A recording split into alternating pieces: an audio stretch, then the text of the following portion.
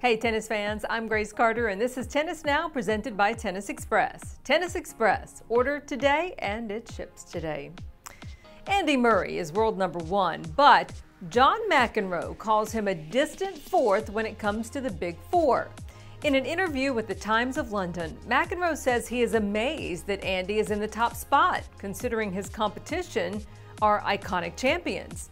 In a bit of a backhanded compliment, Johnny Mac says that he means no disrespect rating Andy behind Federer, Rafa Nadal, and Novak Djokovic.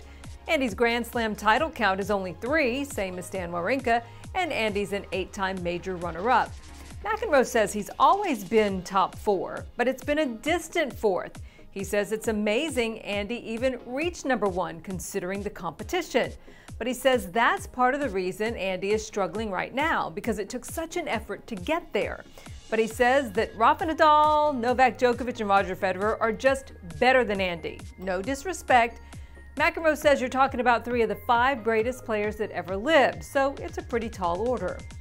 Now, asked about those remarks, Andy took the high road. He says he doesn't compare with Roger, Rafa, or Novak in the Grand Slam race, but he is proud of his achievements. He says he's been better than them for the last 12 months, and that's how the ranking systems work.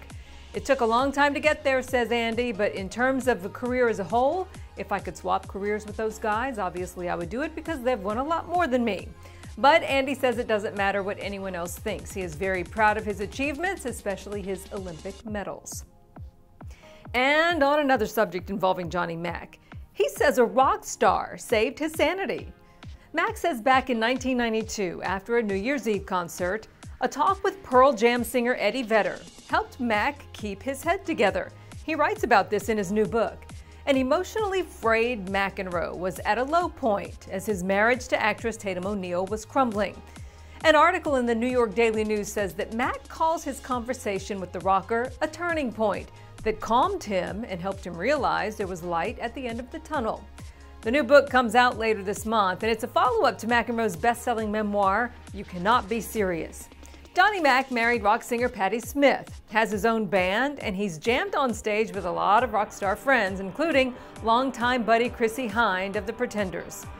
In the new book, Mac reveals that he became a heavy pot smoker after he left the ATP Tour, trying to mellow out and calm his raging temper. He tells some pretty interesting stories in the book. One talks about his teenage sons finding his pot stash. He says he flipped out when that happened. McEnroe says he thought marijuana would relax him and help him appreciate his life more, but he says very often it had the opposite effect. Should be an interesting read. In other news now, Nick Kyrgios slipped on the grass and tumbled in his Queen's Club opener. Ouch. And you know, he was already dealing with a hip injury, and that fall prompted Nick to retire after losing his opening set to Donald Young, putting Nick's fitness in question ahead of Wimbledon, so we'll see about that. So what's Maria Sharapova been up to since we last saw her on court? Revving her competitive engines by hitting the racetrack for the famed Le Mans race. In a promotional appearance for her sponsor, Porsche, Maria looked ready to put pedal to the metal. And that's it for this time. I'm Grace Carter. See you next time here on Tennis Now.